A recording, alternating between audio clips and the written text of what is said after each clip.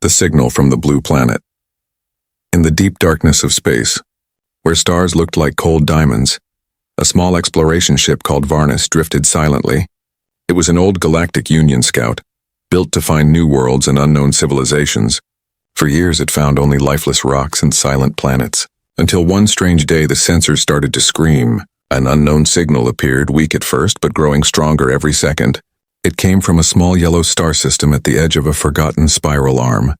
The system was labeled as unimportant with one Class 12 planet, too dangerous for life, too unstable for visitors. But the signal kept repeating, rhythmic, emotional, alive. It was not a distress call, not a warning, and not a pattern used by any known race. It was something else entirely. Captain Rethak stood on the bridge, his eyes fixed on the holographic display. The sound of the transmission filled the room.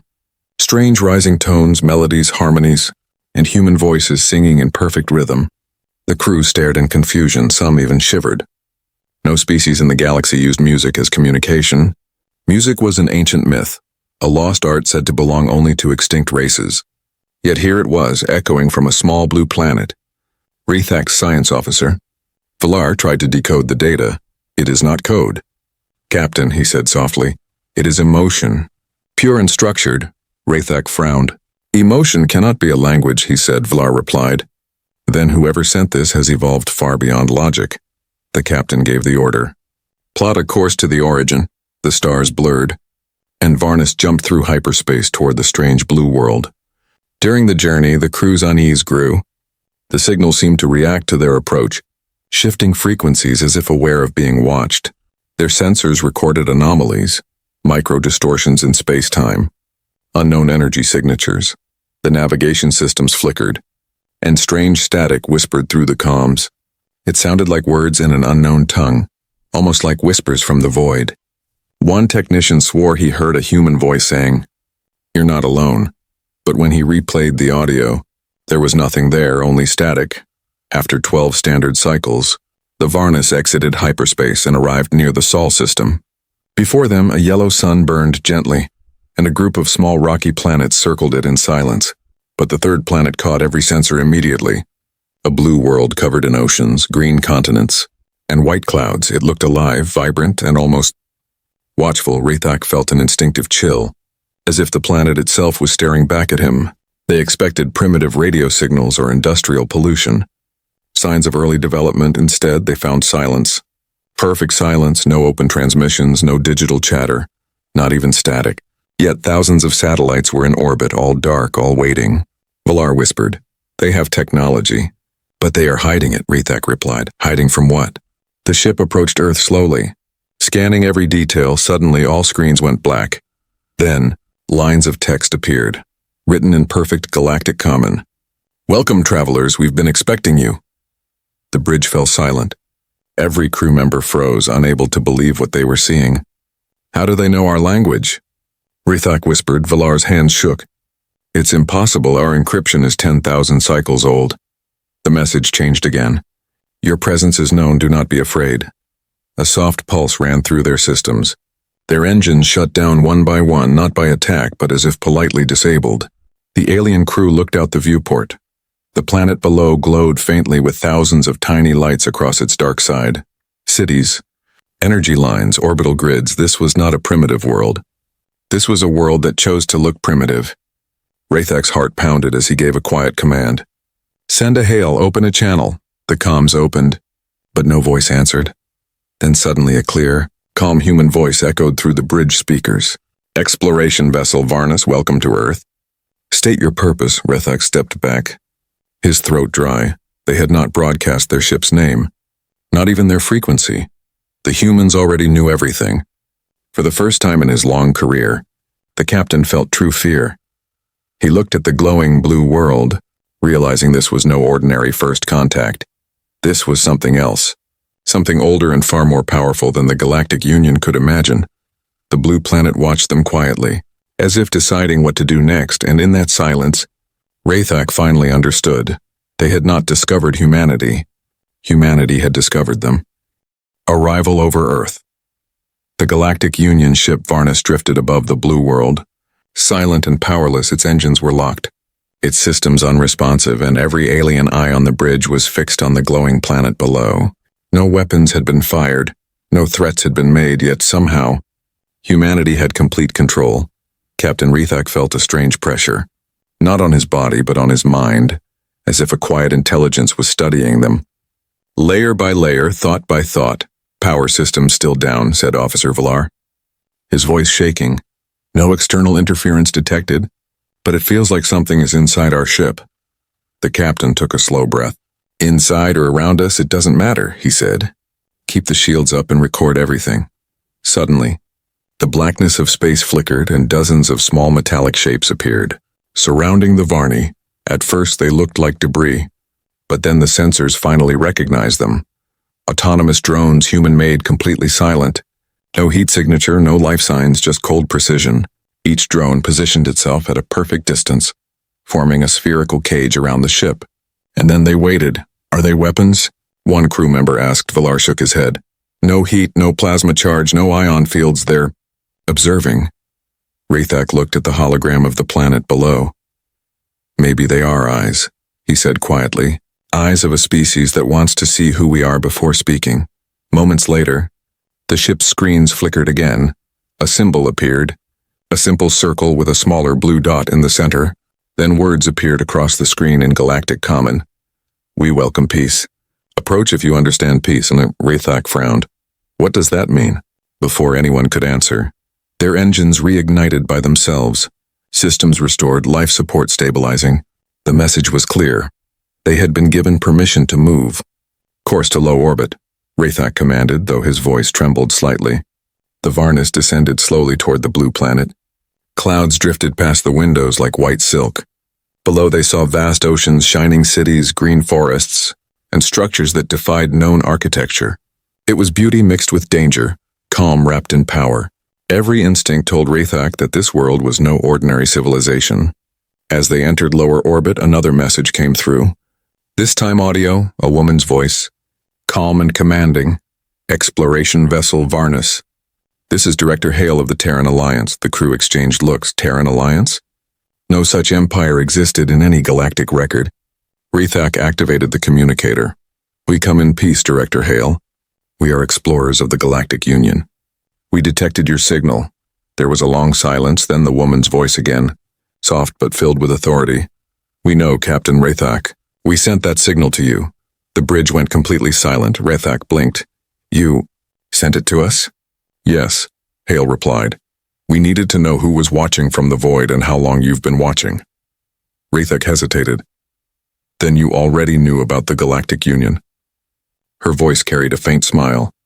We've known for a very long time, Captain. Longer than you'd expect. Outside the window, a massive shadow passed over them. A ship human-made, but unlike anything the aliens had ever seen. It was dark, silent, and shaped like a blade. Stretching kilometers long, it moved beside them effortlessly. Without propulsion flames, its surface rippled like liquid metal. Every sensor aboard Varnus failed to scan it. No readings, no power signature, nothing. It was as if the ship existed and didn't exist at the same time, Villar whispered. It bends light.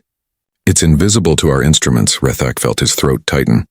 That thing could destroy us before we even saw it. Hale's voice echoed again through the comms. Do not fear, Captain, you are safe here. But remember, you entered our home without knocking. The aliens watched as the massive ship turned, aligning itself toward the sun. Then, in a blink, it vanished, leaving only a faint shimmer in space. Rethak's mind raced. If this was their escort ship, what kind of power hid behind it? He looked at the glowing blue planet again. Send message to the Union, he ordered. Record everything we've seen. But when the communication officer tried, the system returned an error. Transmission blocked by Terran authority. Rethak exhaled slowly. Realizing they were completely isolated, he turned to his crew. Prepare landing craft. We will meet them. Villar looked uncertain. Sir, they already know everything about us. Maybe they don't want us to come down. Rethak gave a grim smile. That's exactly why we must. Moments later, a soft light enveloped their ship. Not a weapon, some kind of gravitational pull. The Varnus was being guided, descending slowly toward the ocean. Through the clouds, they saw a floating city, silver towers, glowing runways, and huge rings spinning above the sea. The technology was elegant, ancient, yet far superior. As the ship approached the platform, Rathak whispered, "They are not a new species," he said. "They are something far older." When the landing bay opened, a group of humans stood waiting. They wore no armor, carried no weapons, but their calm confidence felt more terrifying than any army. At the front stood a woman, Director Hale. She raised her hand slightly and said, "Welcome to Earth, Captain Rathak. You have questions?" He nodded, unable to speak. "Good," she said, her eyes cold yet kind. "We have answers, but first, you must understand something very important." She stepped closer, her voice dropping low. "You think you discovered us? But that is not the truth." Rathak's pulse quickened. "Then what is the truth?" Hale's lips curved into a faint smile. "The truth is, Captain, we discovered you." The meeting. The landing platform was silent except for the whisper of the wind over the ocean. Captain Rathak stepped down from the ramp of the Varna, his eyes wide, his heart uneasy. The air around him felt heavy, almost charged. Like invisible energy pressed against his skin, the humans stood in formation, calm, confident, and perfectly still. They looked fragile compared to the tall, armored aliens, yet their gaze carried a quiet strength that made even the soldiers of the Galactic Union hesitate. Director Hale stepped forward, her boots clicking softly against the metal floor. She was tall for a human, dressed in a sleek gray uniform with the symbol of a blue circle and a single star. Her eyes were sharp and intelligent, scanning Rathak like a machine analyzing data. "Welcome to Earth," she said again, her voice smooth and steady. Rathak bowed slightly, unsure if it was a custom. "We come in peace, Director Hale." On behalf of the Galactic Union, Hale smiled faintly. "Peace is good, Captain. It's the only reason you are still alive." The words cut through the air like a blade. Several alien officers shifted nervously, but Hale simply turned and gestured toward a nearby walkway. "Come," she said. "There is much you need to see." The group followed her into a glass corridor that seemed to stretch over the endless sea. Beneath them, giant mechanical shapes moved under the water, machines the size of mountains, their forms glowing faintly in the depths. Rathak tried to scan them with his wrist device, but the screen only flashed red. Displaying the words "Access denied," Valar whispered. "Those machines are generating power, more energy than a planetary core." Rathak nodded. "They are not hiding their power anymore." At the end of the corridor stood a vast chamber with walls made of living light, shifting and moving like water. In the center floated a holographic model of the galaxy, but Rathak gasped when he saw it. Entire sectors were marked with blue lines, not Galactic Union territory but Terran influence zones. Dozens of known star systems had Terran beacons, unseen, undetected, and perfectly placed. "You have expanded beyond your homeworld," Rathak said slowly. Hale looked at him calmly. "We never stopped exploring, Captain. We simply stopped telling others about it." The alien commander frowned. "The Union records show no Terran contact. No presence, no trade routes, no colonies." Hale nodded. "Exactly. We prefer it that way." One of the alien officers spoke sharply. "That's impossible. The Galactic Union has sensors everywhere." "We would have known." Hale's expression remained neutral. "Your sensors detect what we allow them to detect." Rathak stared at her, his voice low. "You manipulate our systems?" She tilted her head slightly. "Not manipulate, Captain, protect." "There are some doors that should remain closed." The walls of the room shifted again, and holographic images appeared, ancient battles, enormous alien warships, and then humans.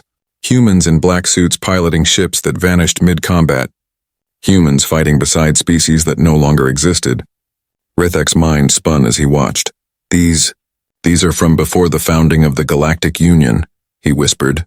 Hale turned to him, her voice quiet.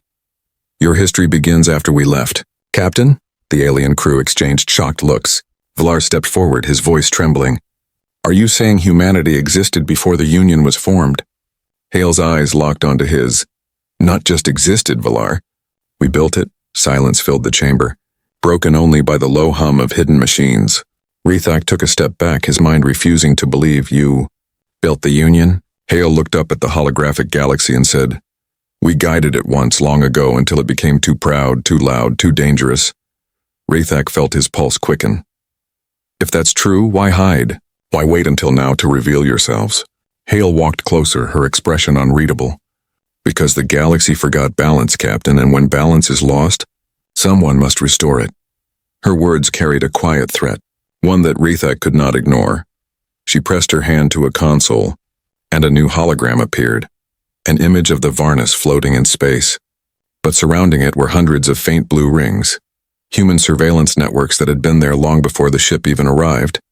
You thought you were the hunter, Hale said softly, but you were the studied subject. Rethak's mouth went dry. Why us? Hale answered simply, because you came closest to the truth. The captain tried to gather his thoughts. What truth? Hale looked at him for a long moment before speaking. That the galaxy does not belong to any council or empire, she said. It belongs to those who can protect it. She turned away, walking toward a large window that overlooked the endless ocean. Our power is not meant for conquest, Captain, but for control of chaos. We are not rulers, we are custodians. Rethak stood silently, his thoughts spinning like a storm. He wanted to protest, to call her a liar, to demand proof, but deep inside, he already knew she spoke the truth. The humans had no need to lie. Their strength was obvious, every word, every move. Every quiet breath from Director Hale carried the calm weight of authority. The kind that came from those who did not need to prove anything. As the meeting ended, Hale turned one last time. Tell your union, she said, that the galaxy is about to change again, and this time, humanity will not stand aside. Rethak met her gaze, feeling a mix of fear and awe. What are you planning to do? He asked, her lips curved slightly. Nothing, she replied. Unless they force our hand. The aliens were escorted back to their ship. But none of them spoke. When the Varnus lifted off the platform, Rethak looked back one last time. The floating city shimmered in the sunlight. Peaceful, calm, and terrifyingly perfect, he whispered to himself. They waited for us to come. Not to meet us, but to remind us who truly rules the stars. Hidden history.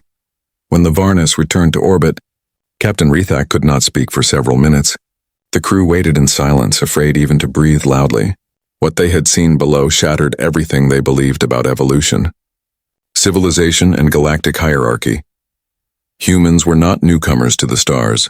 They were ancient, patient and quietly watching while the galaxy played its games. The data logs confirmed what their eyes had seen. Terran technology exceeded every known scale. Quantum engines, invisible energy grids, artificial planets hidden behind distortion fields. Everything humanity possessed broke the laws of physics known to the Union. And yet they used it all with calm restraint. Rethak stared at the blue world through the viewport. Valar, he said slowly, begin full historical comparison. I want every record we have on pre-Union civilizations. Valar hesitated. Captain, you think they are— Yes, Rethak interrupted. I think they have been here long before us. Hours passed. The computer cross-checked billions of files. Then it displayed something that made every officer lean forward in shock. In the oldest recorded myth from the Andros sector, there was a race called the Makers of Balance. They were described as fragile beings of flesh who commanded storms and shaped light. The Union had long dismissed it as legend, but the symbols in that record matched the same blue circle and star found on Director Hale's uniform. Rethak whispered, The Terrans are the Makers. Valar looked at him, eyes wide. That means humanity existed before the Great Collapse. The Great Collapse had erased thousands of worlds and most galactic archives millions of years ago. If humans had survived that, it meant they had been watching silently through the rise and fall of empires. Suddenly, a communication ping echoed through the ship. Captain, the comm officer said nervously, we are receiving a direct signal from Earth. Rethak's throat went dry. Put it through. The main screen lit up, revealing Director Hale once again, calm as ever. I see you found our older history, she said softly. Good. Now you understand a little of why we stay hidden. Rethak swallowed. Why keep it secret, Director? Why hide your past, your power, your identity? Hale looked at him, her eyes distant. Because the last time we revealed ourselves, the galaxy burned, she said quietly. Her voice carried the weight of countless lives. She continued, long ago humanity reached beyond this galaxy, spreading to thousands of stars. We built alliances, uplifted younger races, created peace for an age, but power attracts envy, and knowledge brings fear. The others turned against us, the very species we once guided.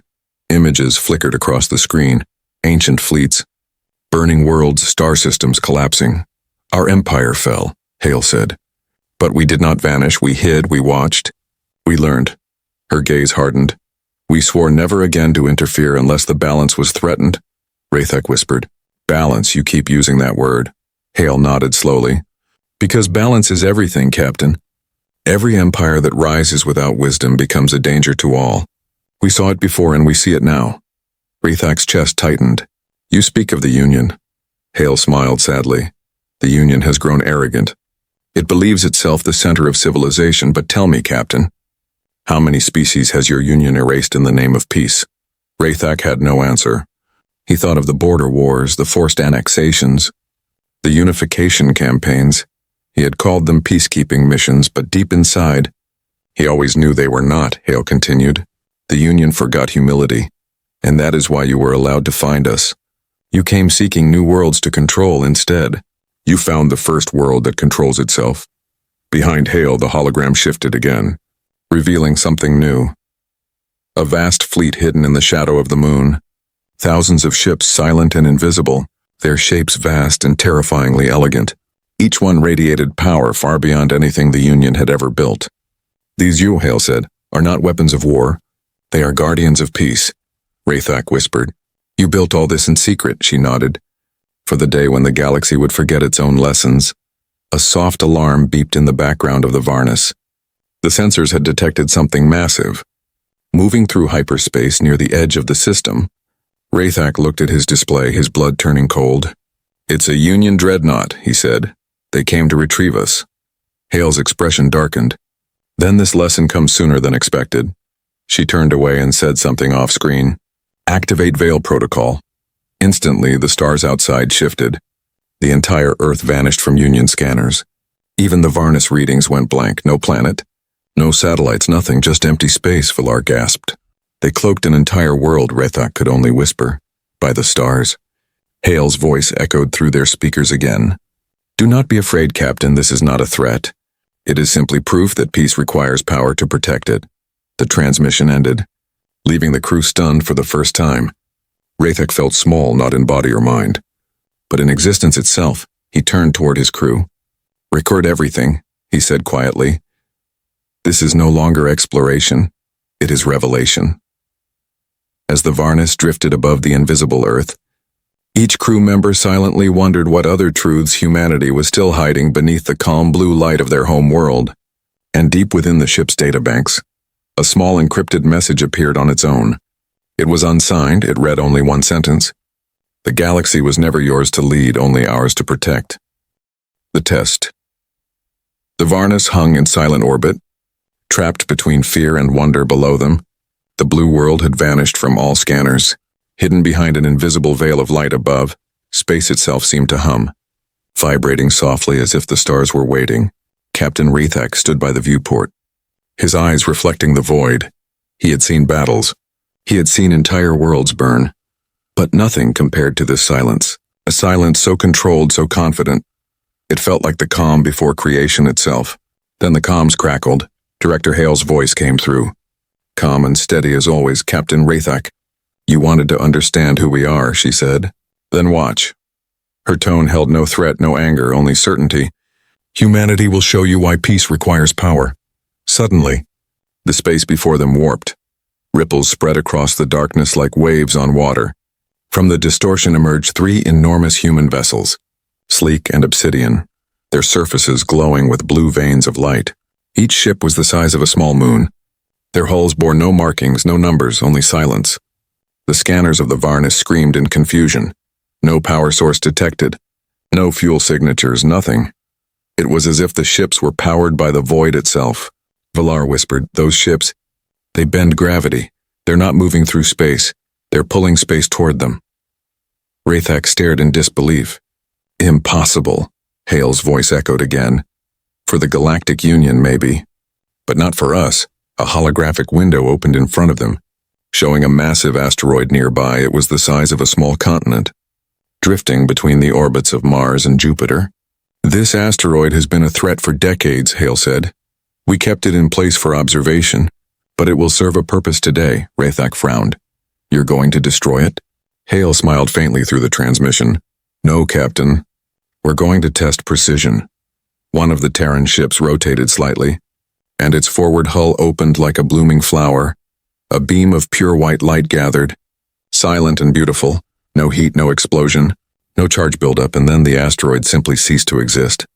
Not shattered, not vaporized, erased, every molecule disassembled at once, leaving nothing but faint dust that glowed for a few seconds before fading. The crew of the Varnis stared in shock, their bodies trembling. No known weapon in the galaxy could erase matter so cleanly. Even the Union's dreadnoughts relied on fusion warheads and kinetic bombardments. But this was creation rewritten, Rethak finally whispered. That was not a weapon, Hale's voice returned.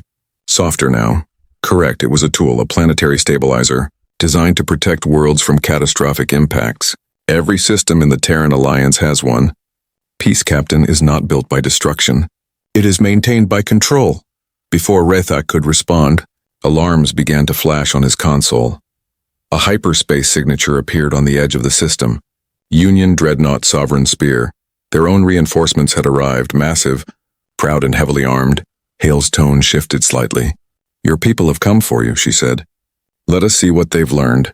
The Sovereign Spear approached Earth's hidden veil, broadcasting loud hails in Galactic common. This is Admiral Kryn of the Union Fleet, the voice thundered. Release the Varni or be fired upon. Rethak's heart dropped. No, Admiral, don't. But the message was already sent. On Earth, Hale sighed softly. They never change, she murmured. She raised her hand toward someone off-screen. Activate observation mode. The Terran ships repositioned, forming a silent triangle. No weapons powered, no shields raised. The Union dreadnought locked on and fired. A storm of plasma torpedoes streaked through the void, glowing like comets. They struck the invisible veil of Earth and vanished. No explosion, no light, no sound, just gone. Then the space around the Union ship rippled, not from attack but from reflection. The exact same barrage of torpedoes reappeared behind it. They had been turned back, perfectly mirrored. The Sovereign Spear's shields flared bright, struggling. Admiral Kryn's voice screamed through the open channel. They redirected our own fire. How is this possible? Hale's voice answered quietly. It's not an attack, Admiral, it's a lesson. Violence always returns to its source. The dreadnought systems shut down one by one, power drained without a trace. The mighty warship drifted helplessly, engines dead, weapons cold. Hale turned back toward Rethak's view. Now you see why we hide? Captain, she said. If we ruled, there would be no freedom, only obedience born from fear. Rethak's voice trembled. You could have destroyed them. She nodded. Yes, but we do not destroy, we correct. The Terran ships slowly faded, one by one, vanishing like shadows swallowed by light. The space between the stars fell silent again. Rethak turned to his crew, unable to speak. No one in the galaxy would ever believe this story. But deep in his mind, he realized something far greater than fear. Respect. Humanity did not seek war. They had evolved past it. They were not conquerors. They were guardians of equilibrium. As the Varnis drifted quietly, Hale's final words echoed through the comms. The galaxy measures strength by power, but true power is the choice to not use it. The transmission ended. Rethak closed his eyes and whispered, We came searching for life, instead we found the keepers of it. The Council's fear. When the Varnis returned to Union space, the silence on board felt heavier than the vacuum outside. No one spoke, no one celebrated survival, no one reported success. The journey that was meant to bring glory to the Union had instead brought a truth too large for words. Humanity was not a newborn civilization. They were the ancient power behind the stars. The ship entered the central orbit of Avar Prime, the shining capital of the Galactic Union.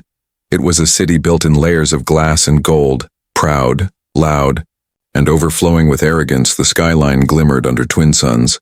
Yet to Rethak, it felt dull and fragile now. The beauty of the Union seemed fake, compared to the quiet perfection he had seen on Earth. The moment the Varnis docked, Rethak and his crew were escorted by Union security drones to the council chamber. 1,000 species filled the giant dome, their voices echoing like thunder. The council demanded answers. Report, Captain Rethak. What did you find on the primitive world called Earth? Rethak looked up at the grand chamber, his heart beating hard. He opened his mouth, but for a moment no words came out. Finally he whispered, They are not primitive. The chamber fell silent. Every alien eye turned toward him. What do you mean? Demanded Chancellor Oryx. The tall crystalline being who led the Union, Rathak took a slow breath. The humans are far more advanced than us. They have ships that can hide in light, weapons that erase matter, and they know everything about us. The crowd erupted. Shouts, disbelief, accusations, impossible. A lie. No such world exists. The Chancellor raised his hand for silence. Captain, do you understand the weight of your claim? You are accusing a Class 12 species of deceiving the entire galaxy. Rathak met his eyes. Not accusing, Chancellor, reporting. The holograms flickered to life as Rathak shared his recordings. The chamber watched in horror as the images played. Earth's glowing oceans, the silent human drones, the colossal Terran ships, and finally the moment when the Union dreadnought's attack was mirrored back upon itself. Gasps filled the air. Several counselors stood frozen, their bioluminescent skin dimming with fear. A voice from the corner whispered, "If that power is real, the Union is already finished." The Chancellor's voice trembled slightly. "And what do they want from us?" Rathak shook his head. "Nothing. They said they do not rule. They maintain balance." The chamber burst into laughter and outrage. "Balance, huh?" one senator shouted. "A weapon that can erase moons does not bring balance. It brings domination." Another cried out, "They must be contained. We must send fleets, destroy them before they destroy us." But a smaller voice, trembling and wise, spoke from the corner. It was Elder Karen, the oldest living historian of the Union. "You fools," she said softly. "They do not need to destroy us. They already could have." Her wrinkled hands trembled as she looked at the hologram of Earth. "I have read the oldest texts, the makers of balance, the builders of dawn. They match this species. We thought they were myths. We thought they were gone. But they were only waiting." The chamber grew quiet again. Rathak's words echoed softly. "They were waiting for us to prove what we have become." Chancellor Oryx looked down, his glass-like body reflecting the fading light.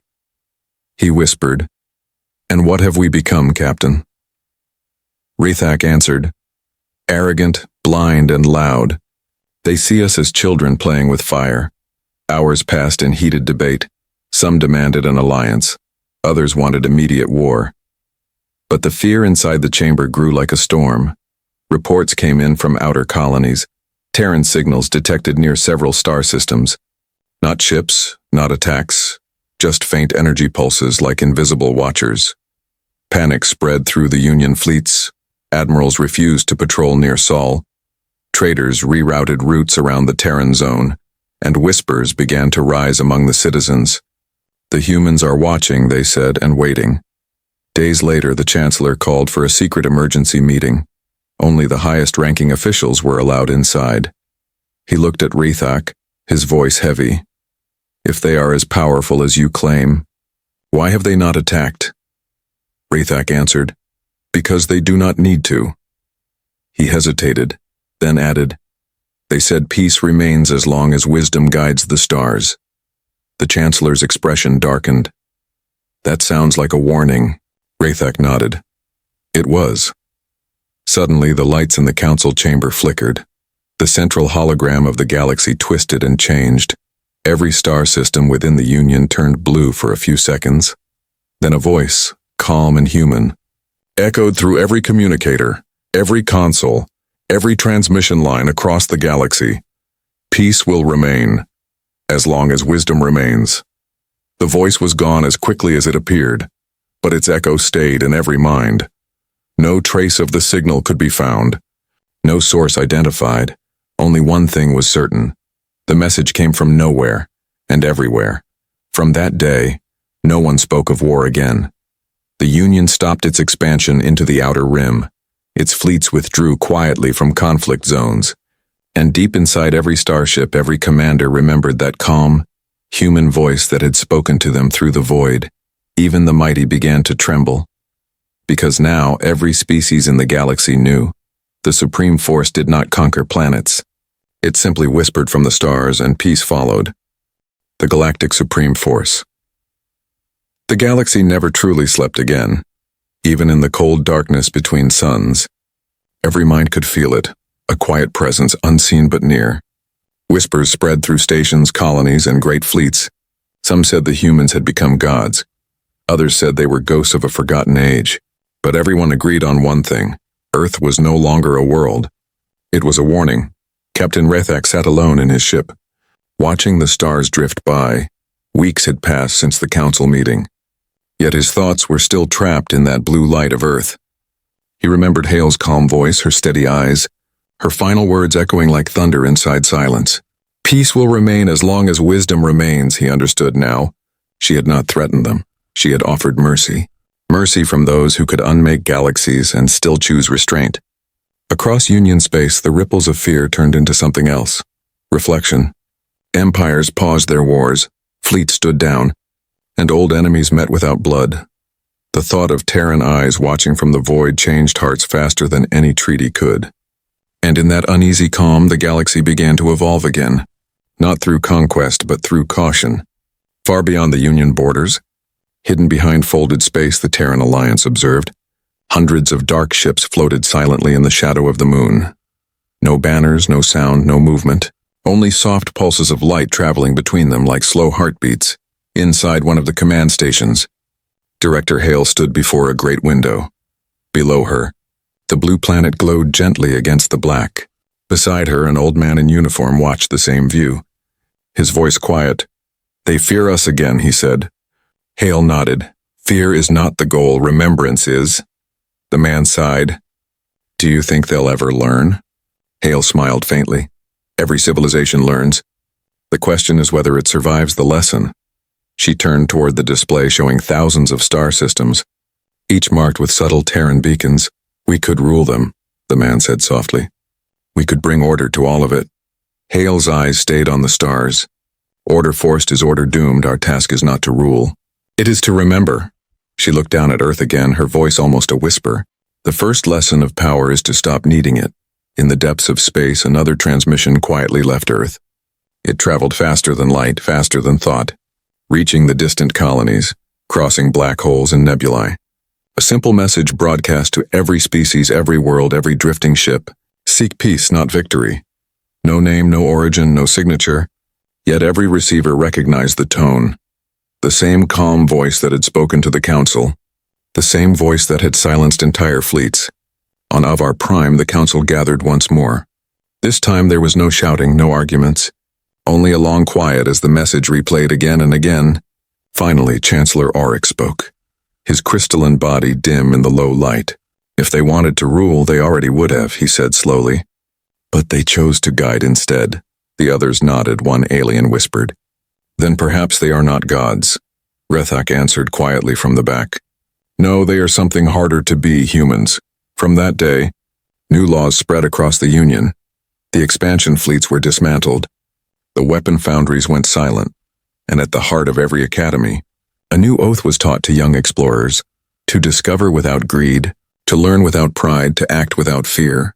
They called it the Terran Principle. No one knew its origin, but everyone knew who inspired it far away. Inside the quiet halls of the Terran Command, Hale watched the reports flow in, worlds healing, alliances forming, wars ending. She exhaled softly. "It begins again," she said. A young officer asked, "What begins, Director?" She smiled, her gaze distant. "The age of balance outside." The human fleets remained hidden, waiting in the dark like ancient guardians. Their lights flickered softly, like candles in an infinite night. Rethak looked at them from his returning ship. He whispered to himself, "They could destroy everything, yet they choose to protect it." He felt no fear anymore, only respect. For the first time in galactic history, the strongest species did not seek to rule. They chose to guard, and so the legend of humanity spread again, carried by every traveler, every wanderer, every drifting radio wave, a single idea written across the stars. The supreme force is not the one who conquers the galaxy. It is the one who keeps it alive. As the stars glittered over the blue world, Earth remained silent, patient, and eternal, watching, remembering, and waiting for the next age of chaos and the next lesson of peace.